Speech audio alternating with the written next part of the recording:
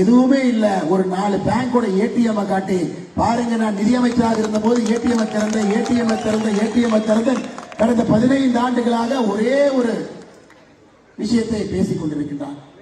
இங்கு இருக்கக்கூடிய இதற்கு முன்பு இத்தனை காலமாக இருக்கக்கூடிய சட்டமன்ற உறுப்பினர் அண்ணன் மாங்குடி அவரை பற்றி தெரியும். அவரை சட்டமன்ற உறுப்பினர் என்று சொல்வதை விட சிதம்பரம் குடும்பத்தினுடைய பிஏ என்று சொல்வதுதான் சரியாக இருக்கும். அவர் பின்னால் நிற்பது மட்டும்தான் அவருடைய வேலை. தொகுதி மக்களுக்காக அண்ணன் மாங்குடி அவர்கள் எதையும் செய்ததாக நான் கேள்விப்பட்டதும் இல்லை, நான் பார்த்ததும் இல்லை. அருமை சொந்தங்களே, இந்த முறை நம்முடைய அம்மா மக்கள் முன்னேற்ற கழகம் சார்பாக போட்டியிடக்கூடிய குக்கர் சின்னத்தில் போட்டியிடக்கூடிய தேர்போகி பாண்டியண்ணன் அவர்கள் இங்கே வரும்பொழுது நிச்சயமாக வெற்றி நிச்சயம், அதோடு வளர்ச்சி நிச்சயம். அருமை சொந்தங்களே, அண்ணன் அவர்கள் சாதாரணமா நிக்கல. இன்னைக்கு எல்லா வேட்பாளர்களையும் பாருங்க, ஒரு கட்சி நிற்கும், ஒரு தலைவன் இருக்கலாம், ஒரு வேட்பாளர் நிக்கலாம்.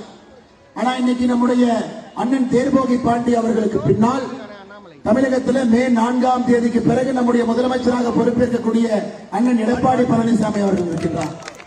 பாரத பிரதமர் அண்ணன் நரேந்திர மோடி அவர்கள் இருக்கின்றார். நாங்கள் எல்லோருமே அண்ணன் தேர்போகி பாண்டி அவர்களின் பின்னால் நிற்கின்றோம். உங்களுக்கு தெரியும், அண்ணன் டிடிவி தினகரன் அவருடைய விசுவாசியாக தொடர்ந்து அவரோடு பயணம் செய்யக்கூடிய அண்ணனுடைய அன்பையெல்லாம் முழுமையாக பெற்றக்கூடியவர் தேர்போகி பாண்டி. எதற்காக இதை நான் சொல்றேன்னாங்க, ஒரு திட்டத்தை செயல்படுத்த வேண்டும் என்றால் சென்னையினுடைய தயவு முக்கியம், டெல்லி இங்க பார்க்கணும்.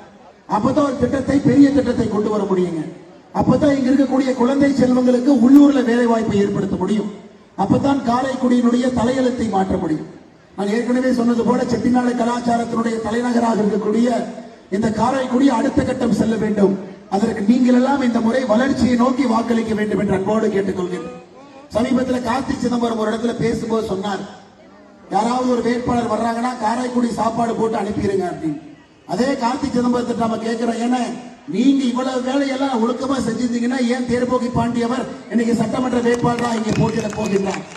எதையுமே செய்யாம குடும்பத்தினுடைய பிடியில் வைத்துக் கொண்டு இங்க இருக்கக்கூடிய எம்எல்ஏ கூட உங்களுடைய பிஏவாக ஒருத்தரை போட்டுவிட்டு மக்களுக்கு எந்த வேலையும் செய்யாம வெட்கம் இல்லாம வந்து ஓட்டு கேட்கறீங்களே, உங்களை என்ன சொல்வது என்று எனக்கு தெரியவில்லை. அருமை சொந்தங்கள், சுட்டரிக்கின்ற வெயிலாக இருந்தாலும் கூட பொருட்படுத்தாம நீங்க வந்திருக்கிறீங்க. கடந்த 5 ஆண்டுகள் உங்களுக்கு தெரியும், தமிழகத்தில் நடந்த மொத்த படுகொலைகள் மட்டுமே 8008 படுகொலை. கடந்த 5 ஆண்டுகள்ல தமிழகத்தில் பெண்களுக்கு எதிரான பாலியல் வன்கொடுமை, கற்பழிப்பு வழக்கு 2080. 18 வயசுக்கு இருக்கக்கூடிய குழந்தைகள் மீது நடத்தப்பட்ட தாக்குதல் போக்சோ வழக்கு 39,900. முதலமைச்சர் ஐயா மு.க. ஸ்டாலின் அவர்களே எந்த முகத்தை வைத்துக் கொண்டு வெளியே வந்து வாக்கு சேகரிக்கிறீங்க? இதே தமிழகத்தினுடைய காவல்துறையை ஸ்காட்லாந்து யார்டுக்கு இணையாக நாம் போற்றிக் கொண்டிருந்தோம். இந்த காவல்துறையினுடைய கையெல்லாம் கட்டி போட்டுட்டு அவங்க போய் பணி செய்யணும். எப்படி காவல்துறை நடக்கக்கூடிய பாதி லாக்கப் பண்ணணும்? இந்த மாவட்டத்தில் கூட அஜித் குமார் பாதி லாக்கப் பண்ணதுக்கு காரணம் யார்? தலைமை செயலகத்திலிருந்து போன் பண்ணது சப் இன்ஸ்பெக்டருக்கு, அவனை தூக்கிட்டு போய் ஒத்துக்கிறது. சப் இன்ஸ்பெக்டருக்கும் தன்னுடைய பதவியை பாதுகாத்துக் கொள்ள வேண்டும். அப்படித்தான் அந்த டெம்பிள்ல வாட்ச்மேன் ஆகிற சகோதரர் அஜித் குமாரனுடைய லாக்அப் டெத் எப்படிங்க நடந்தது? யாரோ ஒருத்தர் இங்கிருந்து தலைமை செயலகத்துக்கு போன் பண்றாங்க, அங்கிருந்து போலீஸ் ஸ்டேஷனுக்கு போன் பண்றாங்க, கொண்டு போய் அடிக்கிறீங்க. திராவிட முன்னேற்ற கழகத்தினுடைய ஆட்சியில மட்டுமே தமிழகத்துல 23 லாக்அப் மரணம் நடந்திருக்குது என்று உங்களுக்கு தெரியும். எத்தனையோ பேர்த்தோட பிள்ளைங்க, எத்தனையோ பேர்த்தோட குழந்தைங்க. அருமை சொந்தங்களே, சட்டம் ஒழுங்கு என்பது முற்றிலும் தரிகட்டு நிற்கிறது. நம்முடைய ஆட்சி அமைந்த பின்பு முதல்ல நம்ம செய்யக்கூடிய வேலையை காவல்துறை நண்பர்களுக்கு சுதந்திரம் கொடுத்து உங்க பணியை செய்யுங்கன்னு சொன்னா அற்புதமா அவங்க செய்ய போறாங்க. கையை கட்டி போட்டு காவல்துறையை பணி செய்ய எப்படிங்க செய்வாங்க? விளாத்தி குளத்துல சமீபத்தில் ஒரு மாணவி 10ஆம் வகுப்புல மிக அற்புதமான மதிப்பெண் எடுத்த மாணவி 12வது பரீட்சை எழுதுறாங்க. வறுமை குடும்பத்தில் படிப்பின் மூலமாக மட்டும்தான் மேல வர முடியும். பக்கத்துல அந்த குடும்பத்துக்கு டாய்லெட் இல்லாத காரணத்தினால ஒதுக்குப்புறமாக ஒரு தோட்டத்துக்கு போறாங்க. அந்த பாப்பாவை காணாம. தந்தை தாய் எல்லாம் போலீஸ் ஸ்டேஷனுக்கு புகார் கொடுக்கிறாங்க. அங்க இருக்கக்கூடிய காவல்துறையுடைய ஆய்வாளர் முதல்ல சொன்னது என்ன தெரியுமா? உங்க பாப்பா யாரு கூடவாவது ஓடி போயிரு, பாப்பாய் செக் பண்ணிட்டு வாங்க. அன்று இரவு முழுவதும் எஃப்ஐஆர் ரெஜிஸ்டர் பண்ணலீங்க ஐயா. அடுத்த நாள் காலையில அனைத்து மகளிர் காவல் நிலையம் அங்கேயும் எஃப்ஐஆர் ரெஜிஸ்டர் பண்ண.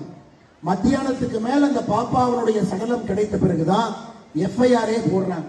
அதனால முதலமைச்சர் அவர்களே என்ன தூங்கிட்டு இருக்கிறீங்களா? இல்ல கனவுல வர்றதெல்லாம் உண்மை நினைச்சு காலையில பேசுறீங்களா?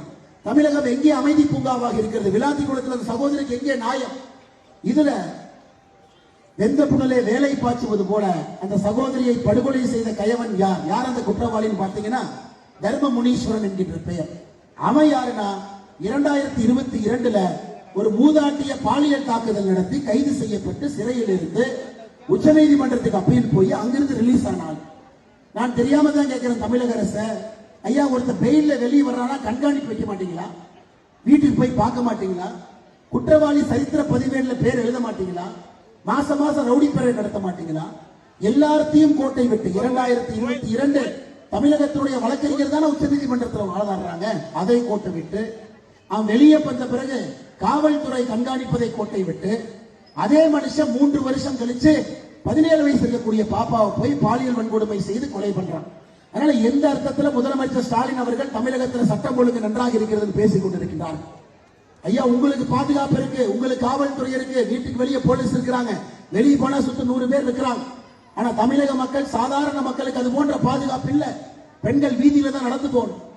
இரவு நேரமா இருந்தாலும் பெண்கள் வீதியில தான் நடந்து போகும். ஆனால் நம்முடைய முதல் வேலை காவல்துறைக்கு முழு சுதந்திரம் கொடுத்து இந்த பணியை செய்யணும். ஐயா உங்களுக்கு சில தலைவர்கள் பிடித்திருக்கலாம், இல்லை என்று சொல்லல. காரைக்குடியை பொறுத்தவரை பெரும் தலைவர்கள் எல்லாம் போட்டி போடுறாங்க. இது பிடித்த தலைவர்களுக்கு ஓட்டு போடுவதற்கான தேர்தல் இல்லைங்க, ஆட்சி மாற்றத்திற்கு ஓட்டு போடுவதற்கான தேர்தல் என்பதை நம்முடைய அன்பு சொந்தங்கள் மறந்துவிடக் கூடாது. ஜனநாயகத்துல அவர்களுக்கெல்லாம் ஒரு காலம் வரும் பொழுது அன்னைக்கு ஓட்டு போடலாம். இன்னைக்கு நமக்கு திராவிட முன்னேற்ற கழகத்தினுடைய ஆட்சி வெளியே போகணும். அனைத்து இந்திய அண்ணா திராவிட முன்னேற்ற கழகம் தலைமையிலான தேசிய ஜனநாயக கூட்டணி ஆட்சி உள்ள வரணும். இது மட்டும் தாங்க ஐயா தேர்தல். காரைக்குடியில பார்த்தேன், ஒரு 2-3 நாட்களுக்கு முன்பு ரோட் ஷோ நடந்ததெல்லாம் பார்த்தேன். ஐயா அரசியல் என்பது ஒரு வண்டி மேல உட்கார்ந்து கை காட்டுறது அரசியல் இல்லைங்க ஐயா. வெயில்ல எப்படி நீங்கள் இருக்கின்றீர்களோ உங்களோடு இருக்கணும். கர்ம வீரர் காமராஜர் ஐயா தமிழகத்தினுடைய முதலமைச்சராக 9 ஆண்டுகள் இருந்தார். ஆனா எத்தனை பேருக்கு தெரியும் 9 ஆண்டுகள் சிறையிலும் அவர் இருந்திருக்கிறார் என்று? காமராஜர் ஐயாவுடைய மொத்த வாழ்க்கையில 9 ஆண்டு காலம் சிறையில் இருந்திருக்கார், கஷ்டத்தை பார்த்திருக்கிறார். ஆனா இன்னைக்கு வர்ற எந்த அரசியல்வாதியும் நான் தவறா சொல்ல. இளைஞர்களுக்கு அன்பான வேண்டுகோள், காரைக்குடியில் இளைஞர்களுக்கு அன்பான வேண்டுகோள், 18 வயசுல ஓட்டு போடுற இளைஞர்கள் 17 லட்சம் பேர் இருக்கிறது.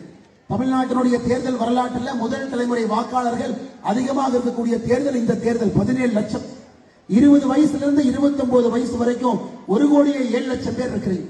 அப்ப 29 வயசுக்கு கீழே 1,28,00,000 பேர் இந்த முறை வாக்கு செலுத்த இருக்கின்றார்கள். அருமை சொந்தங்களே, அந்த இளைஞர் பட்டாளத்துக்கு அன்போடு கேட்டுக் கொள்கின்றேன், இந்த மாற்றம் என்பது உங்களுக்காகத்தான் பேசிக் கொண்டிருக்கின்றோம். அரசாட்சி தெரியாது, அரசு எப்படி செய்வது என்று தெரியாது, இதுவரை அரசியல் இருந்தவர்கள் கிடையாது, உள்ளாட்சி கவுன்சிலராக பணி செய்தவர்கள் கிடையாது. அவங்களை வச்சு அரசு அமைச்சு யாருக்கு நாம் என்ன பண்ண போறோம் ஐயா? அதனால் இளைஞர் பட்டாளமே, மாற்றத்திற்காக நீங்கள் நிற்க வேண்டும் என்றால் தேசிய ஜனநாயக கூட்டணியோடு நிற்க வேண்டும். மாற்றத்திற்காக நீங்கள் காரைக்குடியில் நிற்க வேண்டும் என்றால் அண்ணன் தேர்போகி பாண்டி அவர்களோடு நிற்க வேண்டும். மாற்றத்திற்காக நீங்கள் காரைக்குடியில் நிற்க வேண்டும் என்றால் அம்மா மக்கள் முன்னேற்ற கழகத்தோடு நிற்க வேண்டும். மாற்றத்திற்காக நீங்கள் காரைக்குடியில் நிற்க வேண்டும் என்றால் நம்முடைய குக்கர் சின்னத்தோடு நிற்க வேண்டும் என்று அன்போடு சொல்லுகின்றேன்.